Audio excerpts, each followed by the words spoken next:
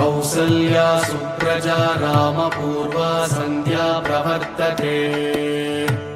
उत्तिष्ठ नरशार्दूल कर्तव्यं दैवमात्मिकम्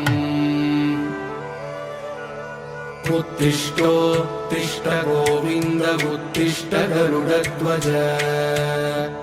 उत्तिष्ठ कमलाकान्त त्रैलोक्यं मङ्गलं कुरु मातः समस्त जगतां मधुकैटभारेः वक्षो विहारिणि मनोहर दिव्यमूर्ते श्रीस्वामि निःश्रित जनप्रिय दानशीले